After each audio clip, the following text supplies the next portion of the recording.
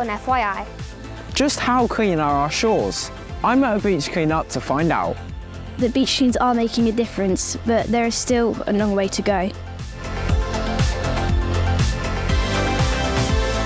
And from chess to darts, we report on why these activities are growing in popularity among young people. I love that anyone is welcome to play darts and it's just really fun.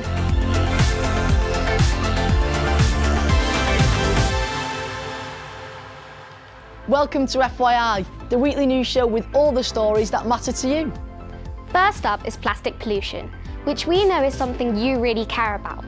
And there's still way too much plastic damaging our environment. Up to 12 million tonnes of plastic waste ends up in our oceans every year, which is like a rubbish truck dumping all its contents into the water every single minute. We know that this is really dangerous for wildlife who get tangled up in it or mistake it for food.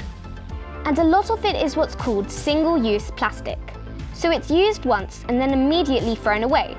Lots of people are angry that more isn't done to stop plastic waste getting into the sea.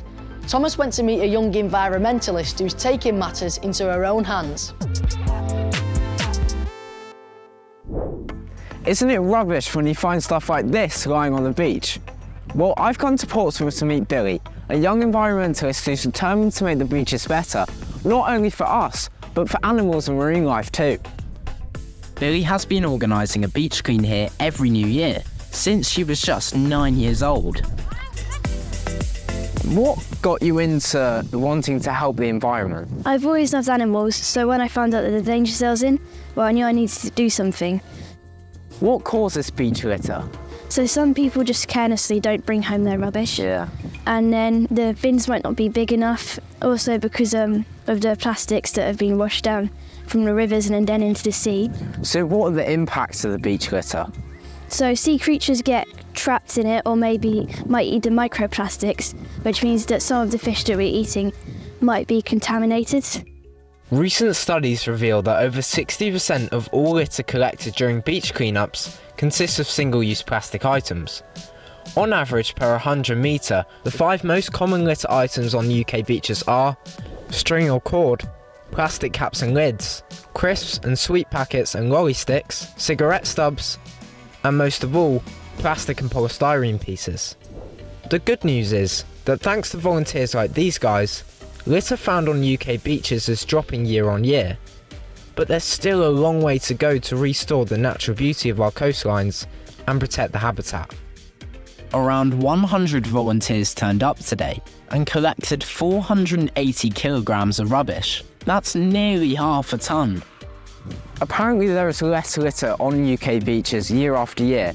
Have you noticed that during these beach cleans? We have noticed a decrease in some areas, which shows that beach cleans are making a difference, but there is still a long way to go. The dream is that there's no rubbish left on beaches.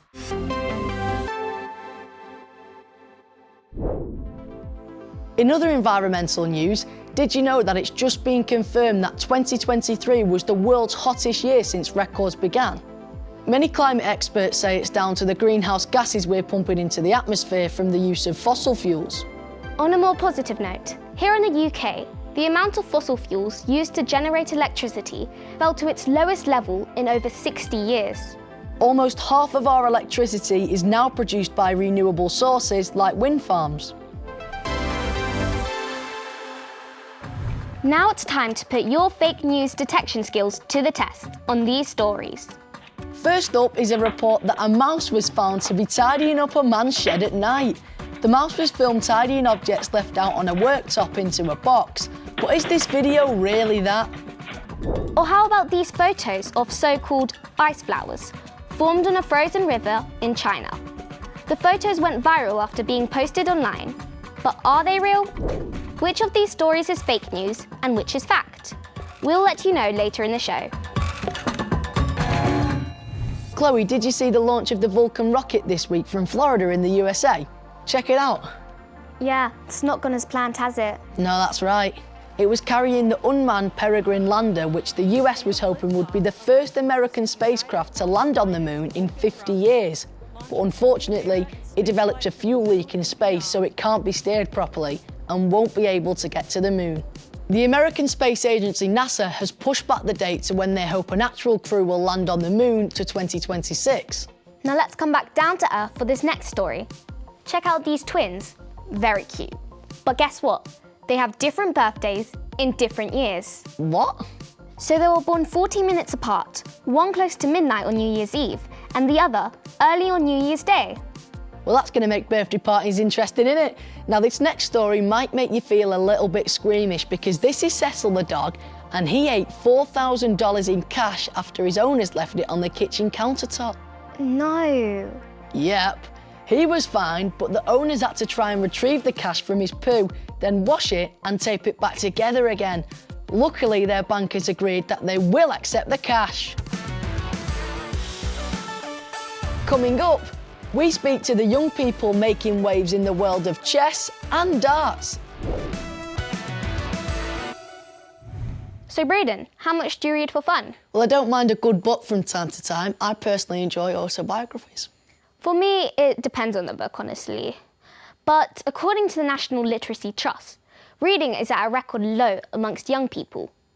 64,000 8 to 18-year-olds across the UK took part in their annual reading survey last year, and over half said they didn't enjoy reading in their free time. We wanted to hear what you guys think. Is this surprising to you? Over to the FYI News Club at Woodlands Primary School. I think that it's quite surprising. I thought that kind of like children would read a lot more than adults. I don't think it's surprising because I know people who find it really hard to find a book they like. I mean, reading's quite popular, isn't it? For me, it's just not really that surprising because these days it's just really about tech. I like reading because it's just a nice thing to do. So you just go somewhere to sit down and quietly read. How much do you read? Be honest. I read lots because if you're someone who really likes writing, like me, you could always have your nose in a book and just picking up different words and phrases. I usually read before I go to bed, and I try to read as long as possible before my parents notice. I really like comedy and adventure books. I'd probably say non-fiction, probably most likely history and geography. I could read a bit more than I usually would, and I hope I improve over the years at reading when I get older. I think I should set a schedule. So like, I wake up, I could read a bit, then maybe hang out with you guys. Yeah, reading club. I really like reading because it makes me feel like I'm not just sat in my room, I'm somewhere else. I have that feeling as well. Yeah. You can take you anywhere in the world if you imagine it. Oh, that's close to 20. It's not great though, Chloe, it's a 5. Are you any good at darts? I honestly am pretty rubbish at it. 18. You've done better than me there, 18. That's a good score. I'd have that very first start. These are actually safety darts, which means they've got a blunt edge. Real darts have a sharp edge, so you should only use them with supervision from an adult. Now, in the last week, there's been a huge increase in the amount of young people wanting to take up darts at a particular club. So I went to check out why and get a few tips for myself.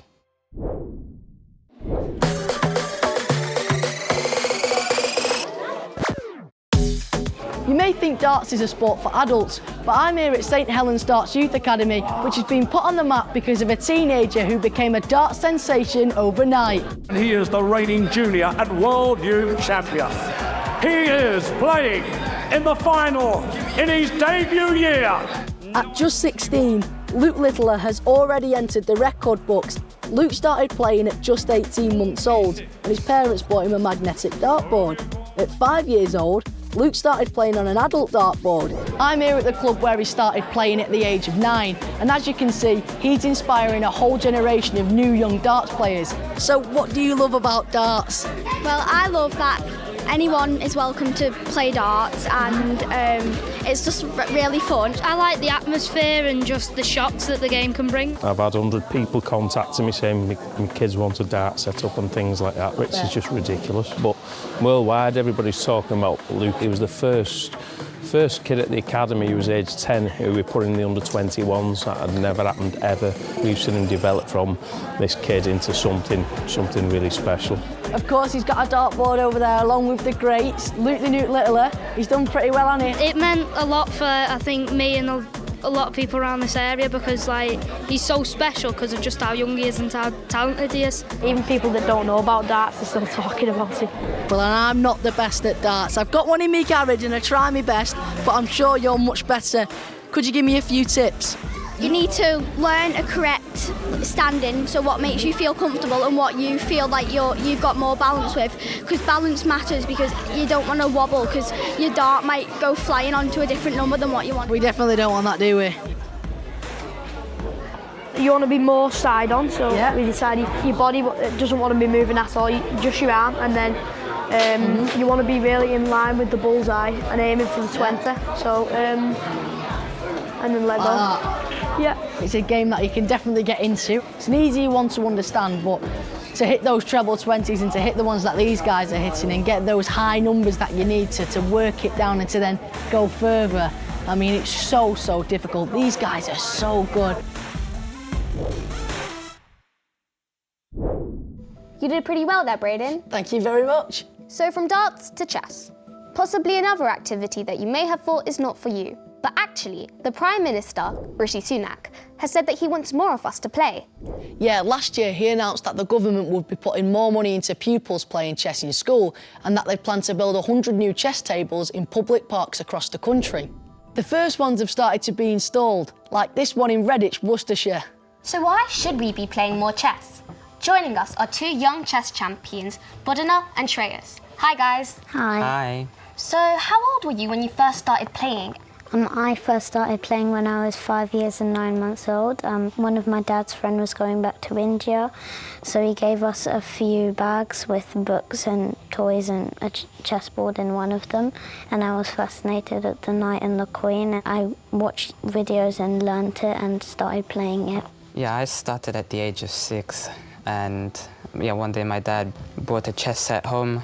But eventually I started getting pretty good at the game, beating my father a couple of times. So he was obviously not very happy about that and decided to enroll me into my local school chess club. Yeah, from there I gradually rose up the ranks. I mean, you both also play adults that are a lot more experienced than you guys, but of course, Bodhana, you were recently named the best female player at a European Speed Chess Championship, and Shreyas, you're England's youngest international master. So how does it feel to beat the adults?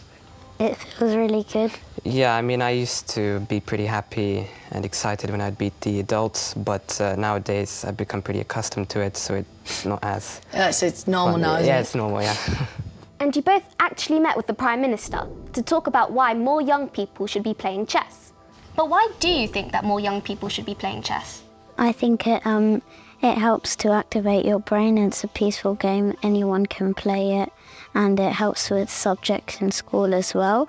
Obviously, you guys are absolutely fantastic. You're like the best of the best at chess. But what would you say to people that are maybe sat at home thinking, I want to maybe try it, but maybe it's just a bit too hard for me? Like maybe you could just start with the basics, and then if you start to like it, then you just keep going up. Now, is there any way ever in the future that you two could end up playing each other? Is that a possibility? I think we could. So, who do you think would win? It depends. Just who's the better chess player at the time. Well, I'll be looking forward to that game. I reckon hopefully one day we might have it. But thanks so much for joining us. I wish you the best of luck. Thank you. Another teenager with incredible problem-solving skills is 13-year-old Willis. He is thought to be the first player ever to have beaten the classic video game Tetris. This was the moment he caused the game to crash after reaching the highest possible level. Oh my God! Before him, only AI had been able to get to the end of the game. Nice one, Willis.